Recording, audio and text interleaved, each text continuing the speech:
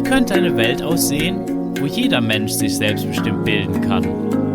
Wie müsste Bildung aussehen, dass die Menschenrechte von jungen Menschen geachtet werden bezüglich ihrer Bildung? In meinem Podcast unterhalte ich mich mit Menschen über selbstbestimmte Bildung.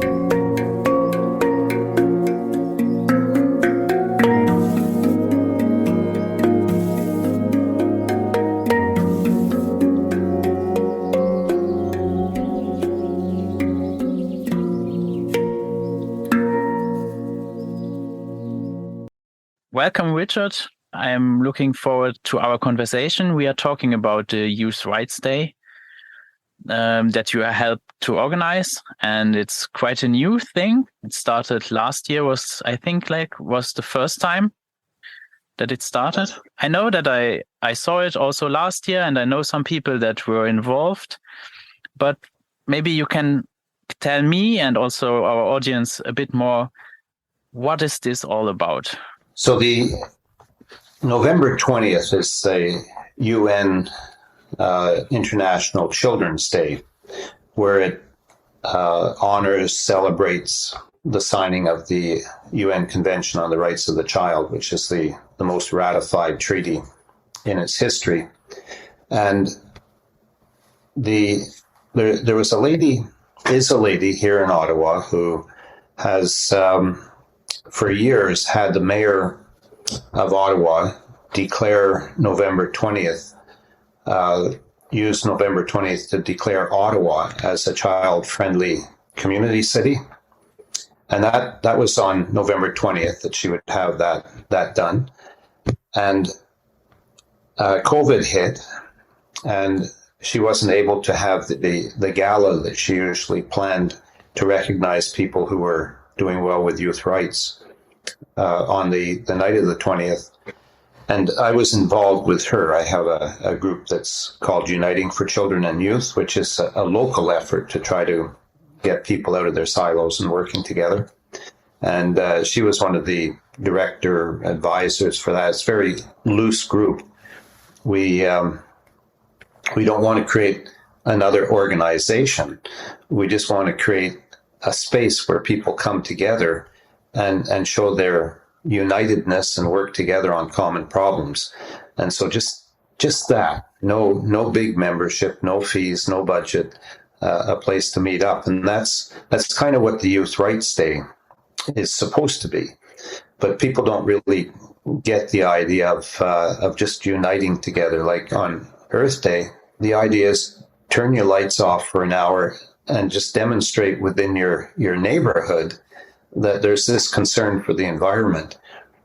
And so the Youth Rights Day is to be a similar concept. Let's just have a day where we kind of come together, we stand up in solidarity, and we get to learn about all these groups that we've never heard about.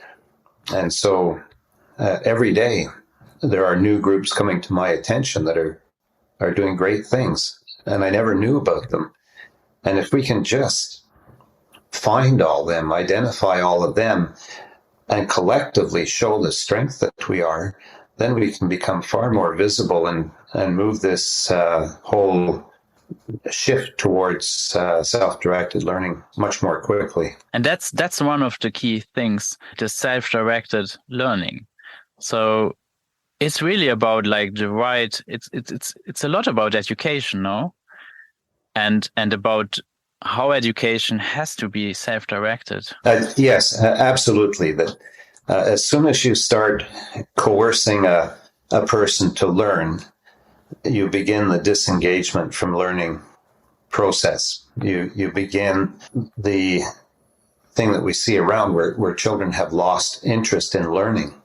The word learning almost to them becomes identified as school. And so learning and school go together, and I hate school, so I hate learning. And we create this situation by coercing people to learn. A side element of this is that the employers today are saying that we don't need obedient people that just do as they're told anymore. We need people who they have the 4 C skills, the critical thinking, communication, collaboration, creativity, that they have those skills. you can't learn those skills if you're not making decisions. If you're just being basically sat in a seat and told what to do, you're not acquiring those skills. You're just doing as you're told. And that's obvious from the point of view of a lot of employers who say that they're getting these kids that they've graduated from school, but you have to tell them what to do all the steps of the way. They're not self-motivated. They don't think well when there's a little problem in front of them. And this is all because we've been training them in what's called obedience school, do as you're told, instead of think things through and do what's best. I'm in Germany at the moment, and Germany is, I think it's very well known that Germany has quite strong and oppressive schooling laws. Like, it's kind of the origin of the whole idea of school obligation, that a child is actually obligated to go to a school. What's your perspective from Canada? Like, what do you know about that and that situation? And how would you I don't know, describe it in relation to rights for young people? Because oftentimes it's confused. Oftentimes the argument I hear, you need school obligation to fulfill the right of education. So the right to a good education, and there becomes the problem. What's a good education? And people are very stuck in the mindset of our authoritarian factory style model of education. The single greatest impediment to any kind of educational innovation, according to Larry Rosenstock, who's one of the founders of High Tech High, a network of charter schools in the US. Single greatest impediment, the formally scheduled school day. It makes the day so rigid that you can't get any kind of experimentation going, any real experimentation going on what happens when students have more control over their learning. And so the formally scheduled school day is that assembly line learning where you have age segregated the children. You put them on a timetable of changed subjects every 45 minutes, every hour. You march them from class to class. They're so focused on curriculum and getting through the curriculum that relationships do not form in any kind of healthy way. You can be in a class with a very artistic type student, but if it's math class and that artistic student has no interest in math, he's going to look not very capable, and to the other math students maybe be demeaned in some way or thought to be inferior because math is not his thing. And these kids may not see him in art class or anywhere else where he thrives. So you don't form the relationships that are needed. And then this leads to what we see, the bullying and the mental health problems. And so formally scheduled school day has that kind of problem, but it's so constrained that no boundaries. You can't break the boundaries with it. The age segregation itself is people don't question it, but it is a huge hit for good education. You're neutralizing all of the power of children to learn from each other. So all of that open playground type learning where you see the young kids watching the older ones and then trying to copy them, all of that's lost in school. It's the teacher who's providing all of the learning experience. People will argue that this isn't entirely true, but it's far too true. And so you have the kids basically neutralized in their ability to share their knowledge with each other. It puts the children in the position of being useless. They go to school and they have to receive everything. There's nowhere that they're learning how to give back. And when you give, you feel better about yourself. There's that little saying that if you want to feel good about yourself, do something for somebody else. Our schools provide almost no opportunity for kids to do something for somebody else. And so where does their self-esteem come from if they can't be contributing in some way? And so this age segregation squanders our greatest learning resource by putting all of the learning dispensing in the hands of the teacher. And it's a huge human injustice to be doing that to people, putting them entirely on the receiving end, particularly so when they're being forced to receive things they don't want to receive. And when you dig into it a little further, the age segregation, if you look at just the young children starting first grade, grade 1, they come in there, and because of the age segregation, you have kids that are maybe 5 years old, just turned 5, and you have others that are almost ready to turn 6, a whole year difference in development at that point. And so the younger kids are caught in this learning situation where there's another group of kids that have been maturing for a whole year longer when they're only 5, 6 years old. And of course, they're going to perform better in grade 1.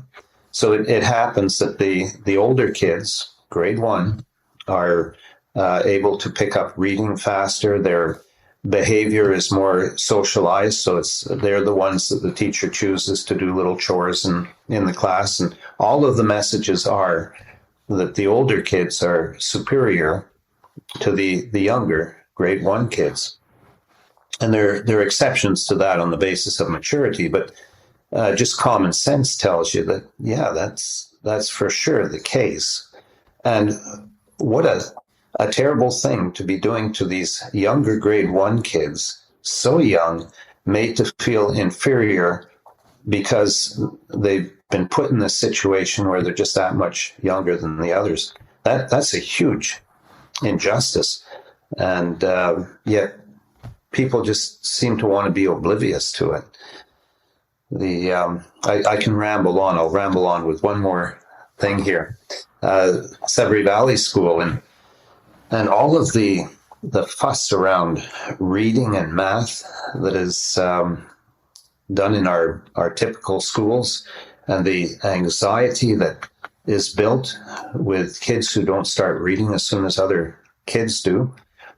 And then the finding of Sudbury Valley that if the children are left to their own devices, they all learn to read, and by 17 you can't tell which one started early and which one started late.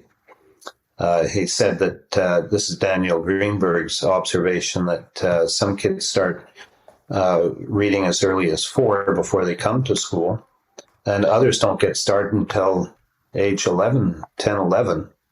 He's found that they've all started reading by age 12, and you can't tell the difference by the time they're age 17.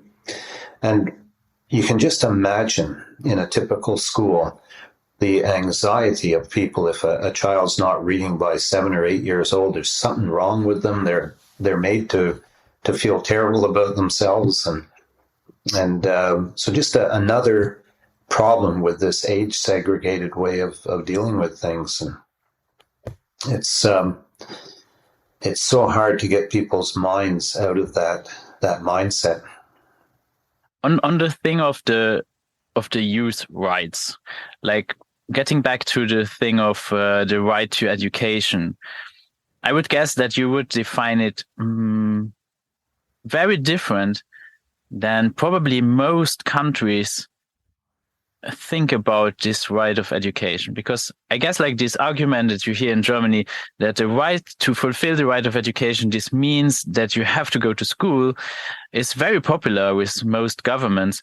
But in my mind, it doesn't really make sense, because like how it's confusing to me. And I would like to hear like what would be your interpretation, or how could we actually fulfill the right to a good education or to basic education or whatever, how could we actually fulfill this without coercion? It's a complicated problem because we're so indoctrinated with the one way to get an education, which has only been around for a couple of 100 years, but it's all that most of us know. School is what it was like when we went there, and very hard to imagine anything different. John Gatto, in his book, Dumbing Us Down, published over 30 years ago now, said that it's a great credit to mass monopoly education that they've been able to keep any real alternative out of sight for so long. And that's the case more than ever today. We just had school board elections here in Ottawa, and I was trying to get the discussion of these elections to be about school reform that would lead towards self-direction, and I couldn't do it. Issues of equity and inclusion from the perspective of gender and racism concerns dominated, and they dominated, though, in a way of tinkering with the current situation, not realizing that we can't correct or provide equity and inclusion in the current structure. We have to have school reform if we want to properly address those issues. And so the question requires looking at where people are at today, trying to get enough discussion going, which is what Youth Rights Day is about. Try to get enough discussion going that people start to be willing to think that maybe we do have to give young people more control over their learning. And then how do you do that? And there's the Unschooling School group with Heather McTaggart, who you've interviewed before. So the idea of the free learner, there's just no reason that you couldn't create an environment where a child in a community, if that child wants to go to school and be more of a free learner, no reason that a school can't do that other than the unwillingness of people to try something different.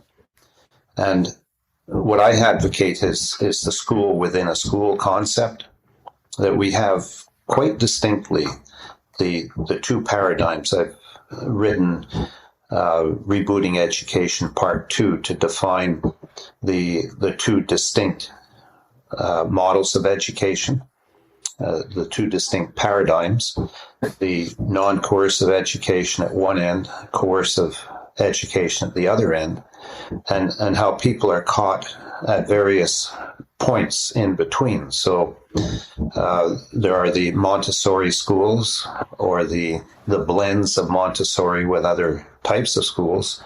They would be at some point along the way, but the way you measure how far along is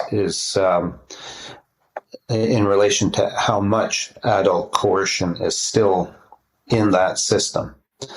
That the child is most free to learn when there's no coercion, that they'll be intrinsically motivated and learn all that they need to learn to survive well in their culture if they're just left alone in a stimulating environment.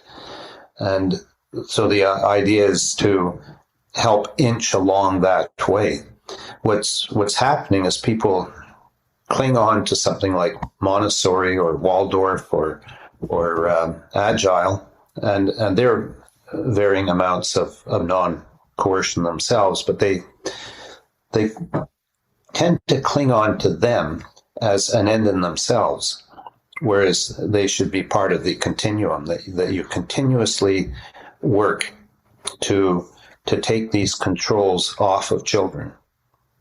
And a good starting place, of course, would be before the child goes to school, that they are these intrinsic free learners for the most part before they go to school. Depends on their home life, of course, but we envision children that way, that it's play and fun and learning, and look at all that they learn before they go to school. And there's that little, it's not a joke, but it gets a laugh, that I was such a great learner, and then I went to school. And there's just so much truth in that people like me, I'll still smile when I hear it, but there's so much to that we should not be smiling about that. And so if we can get schools to start providing that community of learners environment, so that children, as soon as they enter school, are not moved towards extrinsically motivated learning as opposed to intrinsically motivated. And so big challenge there. I realize my answer here is a little rambly, but we're in Canada, it's not different. We're still that industrial model of education with the very vast majority of children going to public school. I say having to go to public school. That some people will debate that no, you don't have to, even if you're poor. But in fact, a lot of families need a place to put their children during the day while they go to work. And they can't afford alternatives. They can't afford to take time off work. A lot of them don't have the background to create stimulating learning environments in their communities. There are a lot of skills that go into that privileged people think are just natural, and they're not. There's a lot that goes into being able to provide a nice learning environment for young people, helping them with that. And so we're as stuck as anywhere in this system where people don't have a lot of choice. They go to still a very structured type of learning environment. And it gets a little difficult to discuss it, because the school boards will run things like they'll have we have in Ottawa what are called alternative schools, which were supposed to be more like a Sudbury Valley school. And they're not. They're so constrained. They've done a few little things where the children have a bit more control, but they're hardly different at all. And yet they'll point to that, saying, "Oh, we have alternative schools," or you have a course that might be a little more self-directed in a high school. Oh, we're experimenting with that, and we know they're not, because we see that in 50 years we're still stuck in this same structure. Even after 50 years ago, we had all of those books coming out, like Deschooling Society and Education and Ecstasy, which just spelt out so well how we're going wrong, and we're still doing it the same way 50 years later. So it's very difficult to get things turned around. And the Youth Rights Day is just to get the conversation going. Let's not remain so, I don't like the word ignorant, of the alternatives that are out there for us. We've really got to awaken the world to the fact that we are damaging children by keeping them in this kind of school system, that we really have to start experimenting with how to do it differently.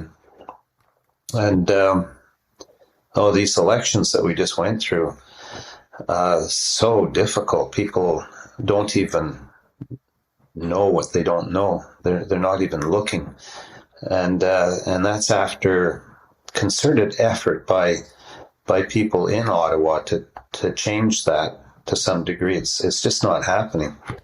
So, Youth Rights Day, it's intended to be nothing more than what can we who have some vision of how things could be different, of how non-coercion works, how can we bring that conversation more to the public's attention? And that's all it is. And so to make the pledge is as simple as I'm going to agree to have at least one conversation that might introduce somebody to ideas that they hadn't been thinking about. And you want to choose a receptive person. You don't want to end up battling with them. So you find somebody that you think might listen to you and give them some idea of how things could be different. One of the problems is that there are people who appreciate that things need to be different, but they haven't thought about it enough to be able to actually carry on a conversation and convince somebody that we really do need to start making changes. And so just a little creative thinking of how would I, if I know almost nothing, but I've been introduced enough to know that we have to start thinking about things, how can I get a conversation going with somebody else or help to raise awareness that there's another way to do things? And it can be as simple as just sharing a video. There are all kinds of them. Peter Gray has his one on self-directed learning, a little animated video. It's short, about 3-4 minutes, and just say, "What do you think about this? Have you watched this?" You could email the link to somebody and just say, "Want to watch this?" and share what we think about it. And so you don't have to know anything, but you can start a conversation with a little bit of a tool like that. And there's Ken Robinson's video on changing paradigms, and it again is animated and a very, very good introduction to how the world has changed and how we need to change education paradigms. And so just a conversation starter. Ask people what they think about it. Yeah, and my podcast is not. It's not a coincidence that I call my podcast "What About Self-Directed Education?" with a question mark. It's a question. What about it? What does it mean for you? What? And then have people like talk about it. And I guess like one big part of this all is that the narrative about like schooling and all what education is all about, and it is very, very strong. So there are all these dogmas and all these ideas. And I would say like the first thing where young people hit like a roadblock are with their parents. Because their parents have all these expectations, like they experienced schooling, they got indoctrinated with all these ideas about education and how does it work. So the expectations of parents, I would say, play a huge part in this discussion. Also, like how to reform school and of course, like the needs, because like it is a reality that in nowadays, like most of the time, both parents have to go to work, and then schools are not really about education. It's about providing a space where you put your children, where it's kind of like, but we don't have time for you. You are not really fitting in my life schedule now, so I will park you somewhere else. And I cannot. And then the strong belief that, it's impossible. I have to do it like this because this is the way. So it is actually a huge conversation. It puts everything into question. How do we live? And you mentioned it with the Earth Day. This all goes together. Like, how do we live? What are we doing to our planet? How it has all these consequences, in my opinion, because it snowballs into this belief of like functioning like machines and really forgetting looking after our needs. And I would say like that would maybe be a good point for young people to start a conversation, like really actually truthfully starting with their parents and telling them what they need. I think what you're saying there, Max, that to me just rings perfectly with what there are our youth putting together right now. It's going to take place next week, an Aero X conference. But that to me is something I don't know if it's too late to get discussion like that going, but the whole idea of what do young people need to be saying to their parents, and how do we get that generated? I'd want to just rewind here and look a little more closely at what you just said, because to me there's a seed there of where there could be some real action. Maybe when you're looking over this for the podcast, you can zero in on that moment and we can get that defined later as to what exactly youth could be doing to improve their situation. Yes, and I guess it's the youth rights. It's about youth rights, and it's actually like, I don't know, what are their needs? So it's important to hear their voices. I would say that's the most important. Of course, it's about them, and that's also one part. Like, I think, like, for most people, all this the UN and UNESCO, all these big international organizations, it's very abstract. It's very very abstract and therefore difficult to really, go to the core. What is this all about? It's oftentimes people talking about other people, but I guess not often are they actually talking to the people that are concerned. And I guess it's like also this big thing, like with the democracy, like young people they don't really have a say in anything. Where are they heard? Like, really? Oftentimes it's like tokens. They are like presented as tokens, but are they actually heard? Like with the youth, like all these movements also now with the climate and stuff, are they really, really heard? Or are they kind of manipulated and then, On the Youth Rights Day website, I have there's a link there to that whole question about, are youth being manipulated or are they actually being listened to? And there's Hart's ladder of participation, the different rungs of it, where at the bottom you have manipulation and tokenism, and then at the top you have what's supposed to be genuine working together. Get rid of the whole ageism idea where we're just people. In Indigenous terms, Aboriginal activists in Queensland, 1970, there's a quote that I repeat from it, and it is to the effect that if you've come to help me, you're wasting your time. But if you've come because your liberation is wrapped up with mine, then let us work together. And that, to me, speaks right to the heart of what equality is all about. We have teachers walking into schools assuming the position of helping the children learn. And right away, that establishes that there's one group that's superior to another group. And that's very much, it's not the beginning of lack of equality, because that kind of treatment of young people is common in the homes now.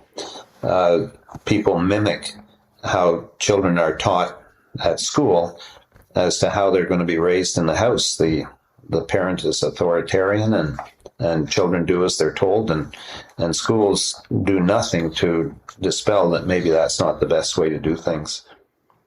There's a film that Carol Black's documentary called Schooling the World, which is something that we really need for people to get implanted in their thinking if we're to get out of this rut that we're in.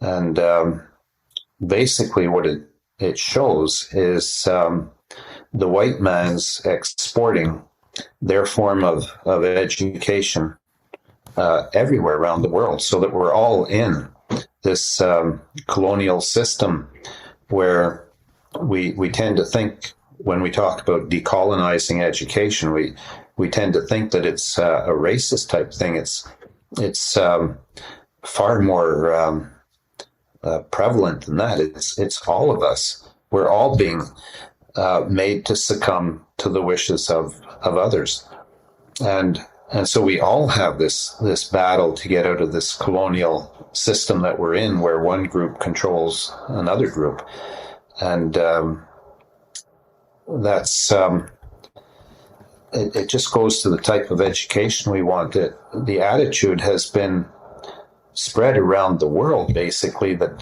if you can just get a good white man's education, that's going to be your ticket to success. And that white man's education is this typical school that we're in, which people like John Dewey have been warning us for 100 years is not working. Tolstoy warned us against it. And here we are. We're still in there. And why is it?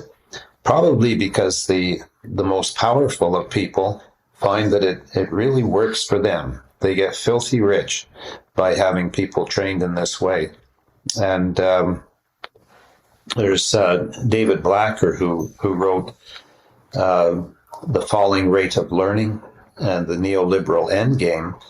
And he refers to people being really just turned into commodities for the economy, that we dehumanize them and make them into something that's useful for what the neoliberals consider to be useful material. And David Blacker says that, it's terrible that you have been made into a commodity for the economic motives. Worse, though, is to be not even valuable enough to turn into a commodity. That there are people that are just being basically left as nothing, or what that terrible Nazi term of useless mouths to feed. And so the worst that we're doing to people is with this school system is turning them into people that have no value whatsoever in the economic world. And how did we lose the focus on them being human beings that have as much to offer as any other human being? It's I do use the strong language of it being criminal, and that what we're doing with the school system is essentially crimes against humanity. And I think you would find that there are a lot of people that agree with that, but that kind of language just scares the heck out of people, and they'll just scurry away from it because it's just too much of a challenge. So ultimately, how do we take things from where people are and get them at least thinking about, maybe I can move a little bit, not remain fixed? And I would say, like, this is also very important, like, for the home education community to think about, because, like, most of the questions about that come to my attention are about, like, but what about degrees and stuff like that? And that's not really what education is all about. It's not about getting any degrees or stuff like that. It's much broader and much more important.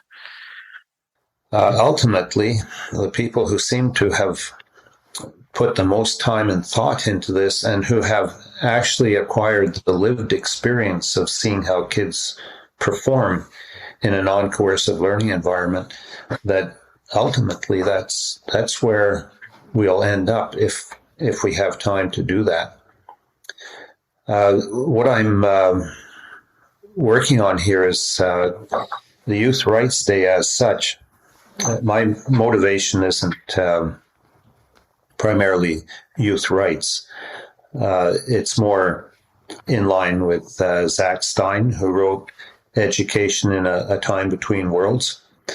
And he's an educational philosopher, psychologist, who is looking at the very big picture of civilizations. And he says that civilizations are mortal. They come and they go, they die. And we see that examples, the Roman Empire and a lot of other different civilizations that are identified already and come and gone. And so we can't be thinking that our civilization is going to be here forever. There are a lot of indications that it's a civilization in crisis right now. And earlier civilizations were more contained. They were regional. They were in one continent or one area, so that the whole globe was not affected by civilizational collapse. But we're such a global community now that a collapse will be a global civilizational collapse. And when we look at all the pressures on it right now with the environment and the war and the way we built up these weapons of mass destruction, the strain on food supply, we're definitely in a situation where we have to be concerned about civilizational collapse. And in terms of Zach Stein's work, it's a case of a civilization in this situation can either find a way to reboot itself or is going to continue on the road to collapse and just all that will mean globally. So my interest in this education side of things is the idea that and this comes from Carol Black's documentary again, that if you want to change culture, you have to change how the young people get their education. So my orientation is that if we want to reboot our civilization, we're going to have to remake how young people get their education. This is a matter of global survival. It's not just a case of giving young people a more meaningful education. And so this is basically what motivates me, that we have got to create a different mentality in how we relate to each other, how we see our own role in the world. And we have drifted very scaringly to me towards the me first generation, very me-oriented people. Anybody with means going to get their kids out of those terrible public schools and give them a real first-class one. And if they can get vouchers, the more privileged people will find ways to get their kids to better situations. And we begin to fragment our society. And so we need to be thinking, instead of this kind of fragmentation, need to be looking at the we first way of living together. And so our schools need to evolve towards the ecosystems, eco communities of learners, community learning hubs, where we don't have children separated from their communities. This was really like you had such an important point. This is really like one of the key aspects, in my opinion, like the whole community part, like that it is all about what we can do for others and how we can work together then. Because it's not only about me. And I hope you still have kind of this thought, and you can get. No, that was just momentary, Max. It's completely gone now. Okay, yeah. So, but that's actually like the thing is, like what I see, like when I'm visiting like these communities, like the eco villages, and I really, really feel strongly about this, that this is one of the big keys, like actually maybe not, I would say different, like really to transform our civilization, to have a a soft transition into something new where we can go back to what we actually need, and leave the narrative of that we don't have enough. And I think this is like the big narrative that is hovering all above this whole ideas about also like schooling and our views of work and how we are living in the moment. Like really that we live in scarcity. But actually, I see it a bit different. When I go to these communities, I see something completely different. And it's the same feeling that I have when I go to an unschooler festival or when I meet like with young people and we are playing. It's abundance. It's an abundance of resources, of ideas, and there's always enough food. There's always enough people that care, and it's just fun. And you are not we don't have to be worried all the time. We can have a great time on this planet. And why are we worrying so much about stuff that is actually completely unimportant? And and this is like really like the thing, like when we can go back to like the community and that we really realize we are all in this together. I really like the way you have said that. It's really where the idea of community learning hubs comes in. And so going back to that bigger idea of rebooting our civilization, saving it from collapse, and connecting it to the idea that if we want to change a culture, we have to change how we educate or how young people get their education.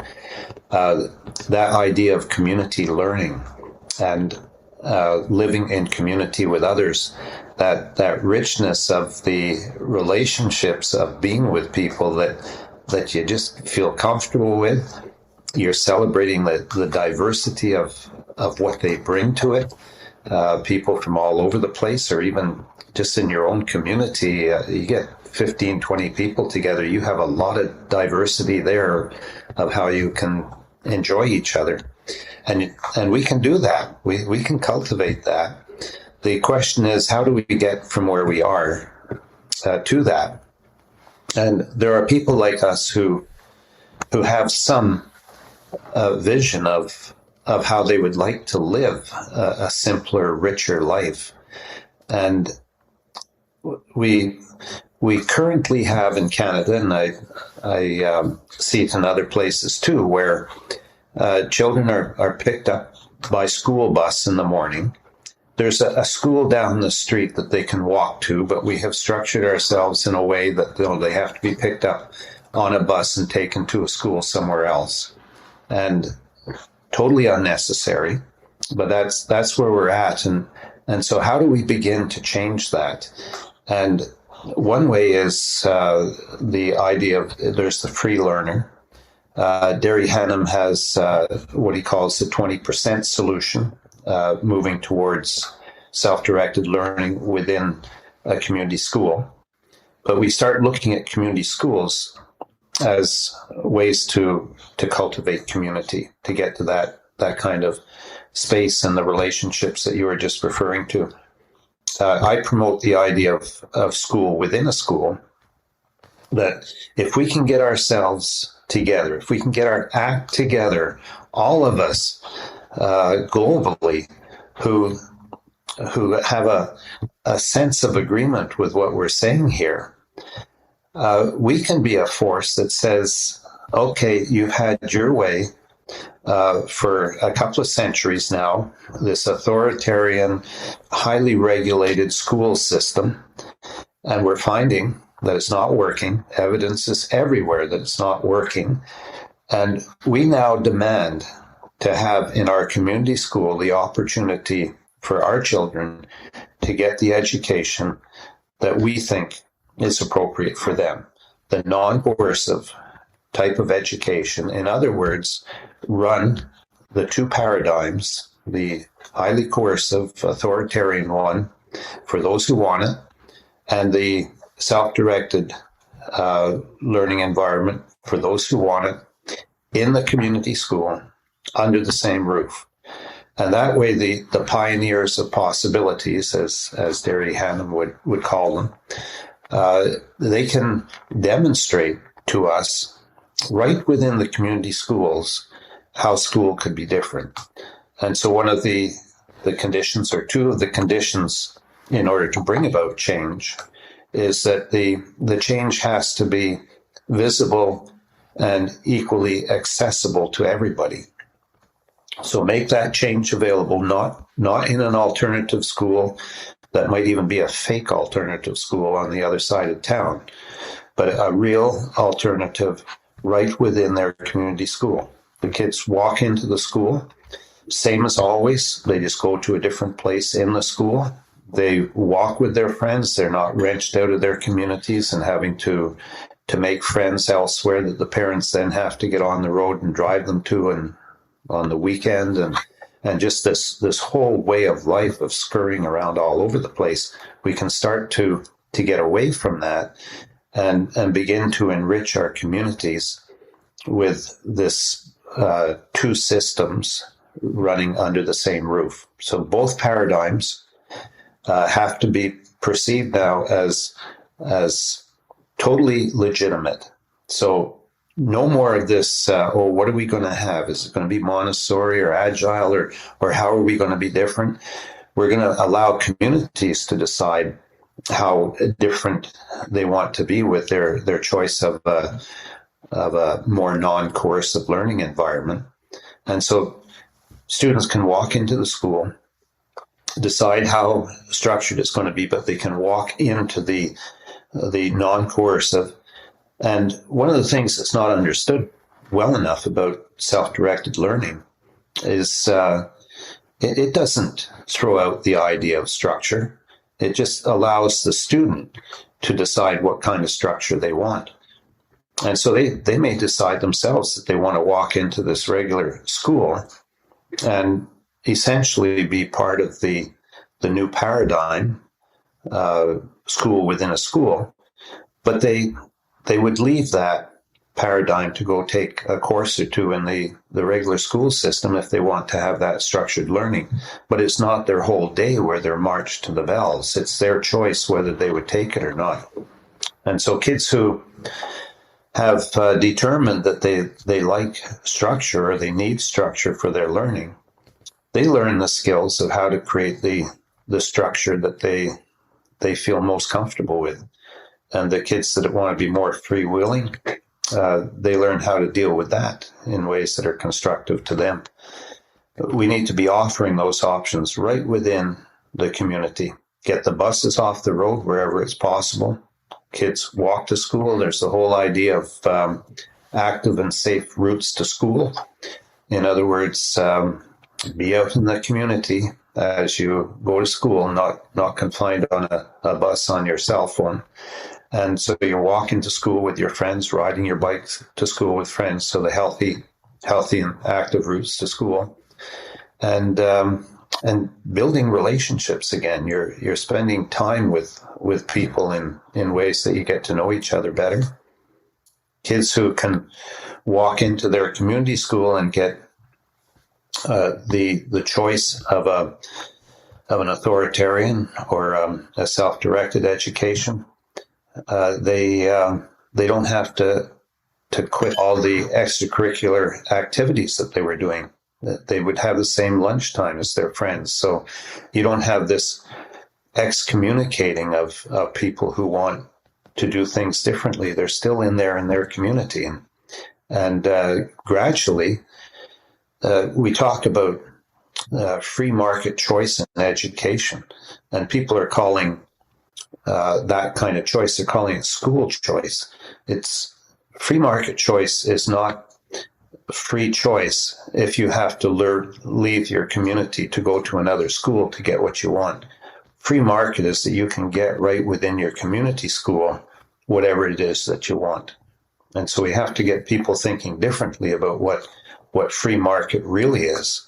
And that's the choice of a democratic or an authoritarian education right within your community school nothing different for you to do than walk into a different part of your community school. Everything else stays relatively the same for you. And then those who are caught in the old way of doing things can start looking over to the other school in their midst and realize that, wow, the mental health of those other students in the self-directed program is an awful lot better than these kids that are all stressed trying to get marks to get into universities that don't even pay that much attention to those transcripts anymore. That things are shifting towards skill-based hiring and acceptance than to certificate-based hiring and acceptance. And I guess it's really one thing that I find really important is like really to be seen, like that it is really that you can have the experiences. Then otherwise it's not really, you cannot really make choices. Then you don't really have the experience. So it is kind of interesting.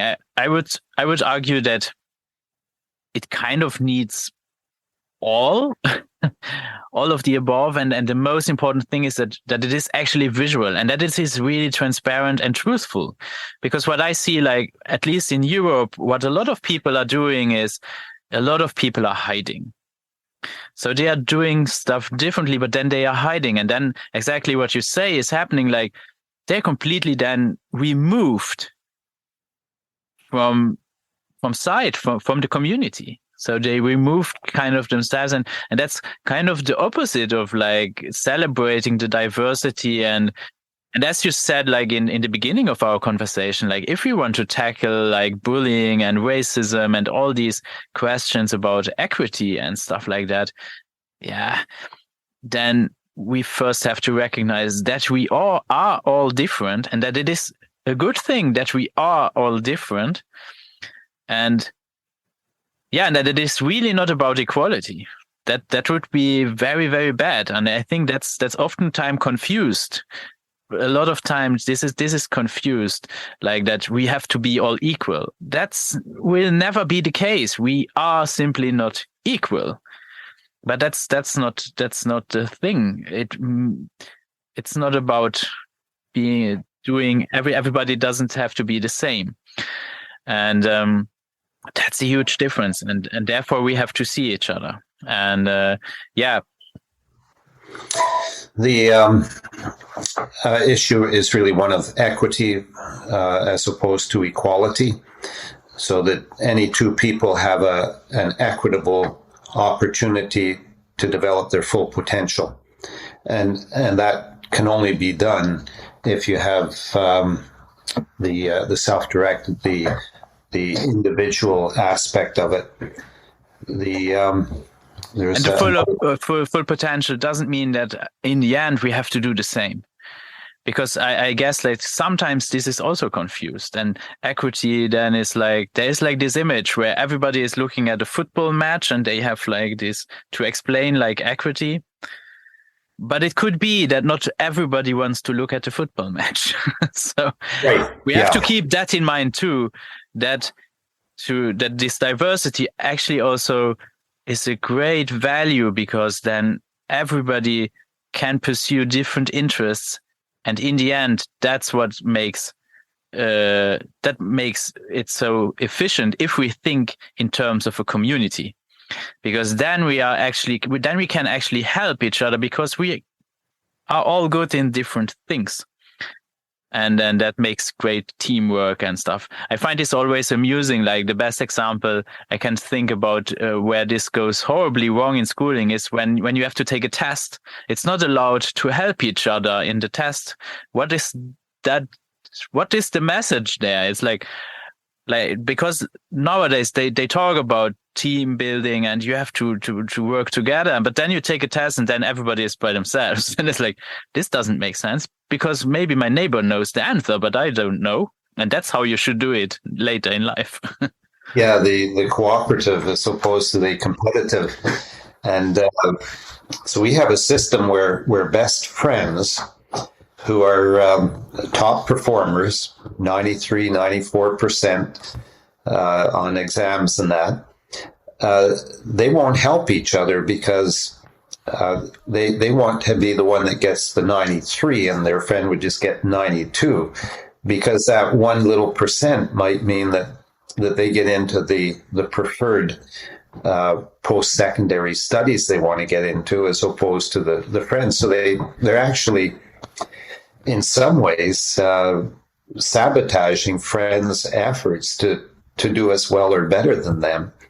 And we've created that in this competitive environment. The idea of democratic schools and schools within schools, one thing that needs to be appreciated as well, Yakovech makes this clear with his study of democratic schools. He's been responsible for somewhere in the range of 30 of them being developed with public funds in Israel. So that's a real place to be looking for, how can we do this, publicly funded democratic schools. And if we're to publicly fund them right within community schools, then we're really getting to the development of community more. But the thing there is that he stresses is that no two democratic schools are the same, because they're going to be a reflection of the people that attend them, what it is that they're bringing to it, because it's you're going to be learning from each other. And so the school is going to be a reflection of the people in the community and what they're learning together.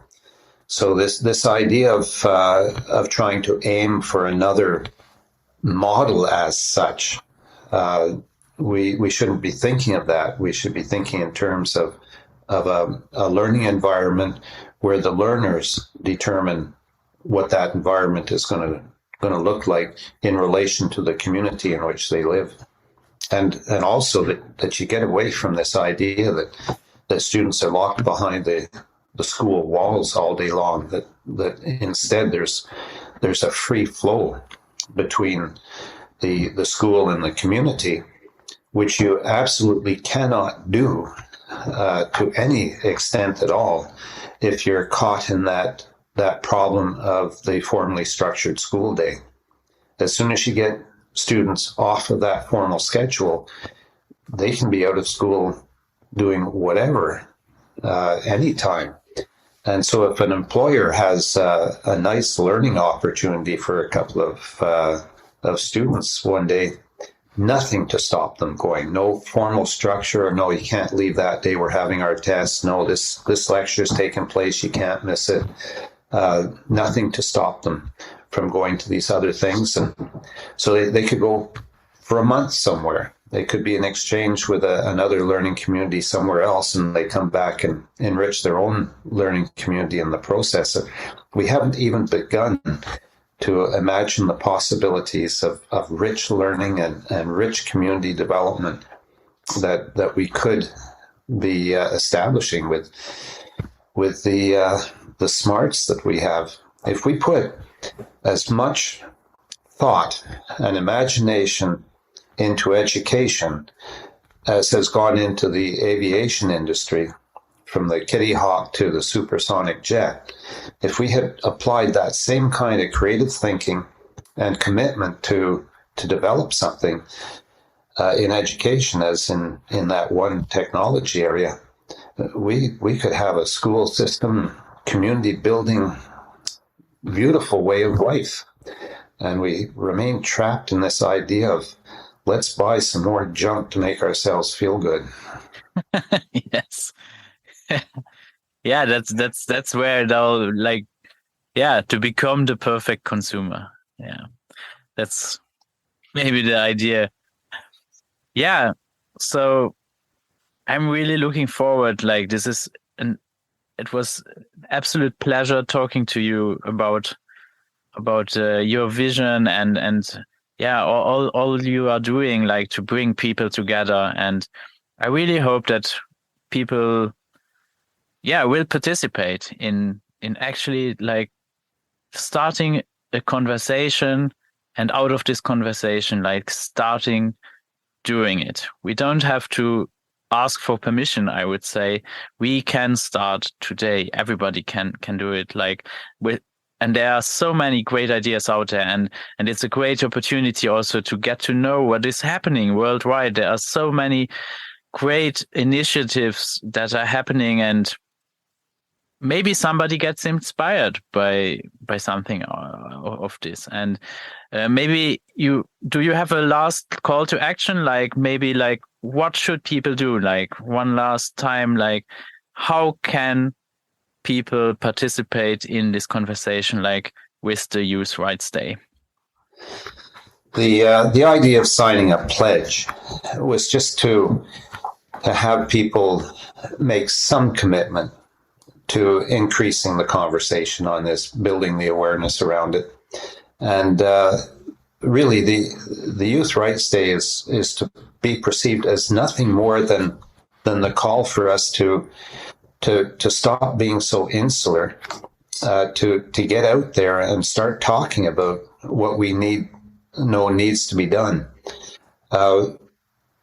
We often are talking to the converted. Our gatherings tend to be people who think like us, and we just reinforce our thoughts together.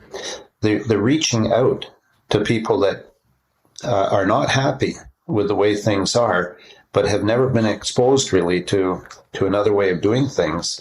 That's really what the Youth Rights Day is all about, the call to start a conversation. Let's get this conversation going far more broadly, make conscious efforts to invite more people into it. And that's all that the Youth Day is about. It's a great opportunity for anybody like us to start a conversation. Think of it as just a conversation starter, where you say, have you heard about the Youth Rights Day? Oh, well, that's what this is about, and here's what I'm doing to move things towards more rights, more respect of rights with young people. And then you can take the conversation off to whatever it is you're doing. There's a whole group in the U.S. Reimagining Education. They could start off conversations, get all their members to start conversations with people that are about the self-directed approach to learning, students having more control over their learning. And so in doing so, they can start it off with the Youth Rights Day and then be quickly talking about their own group, what they're doing, reimagining education. Here's what we're doing. Why don't you come to our little introductory discussion, question answer on Youth Rights Day, and we'll just move this along a little bit. And so there's basically nothing to it. It's a great opportunity to promote what you're doing. So the Youth Rights Day, the big potential in it is that by people signing it and then putting in names of organizations, groups, whatever is happening that they like, we can start to see the scope of our community. All of these groups that we don't know about, that you've mentioned some to me today, that I didn't know that was going on, despite trying to know what's going on. And if we can just pull it together somehow, sign that pledge, which is just say, I'm going to start a conversation, and here's an organization that I like. I'm looking forward to see who will participate, to get to know different people, and I hope I will have more conversation about this. And looking forward also having another conversation with you in the future, and I'm sure that we will meet again. And one final note of optimism: there are over 10 authors of significant work on youth rights, self-directed learning, who have signed the pledge, and so it's something that there is some realization that we could do something with this. Max, it's been a real pleasure having a chance to talk to you, and would like to do it more, just on a personal basis even. Yes, we keep in touch. Thank you very much. Thank you.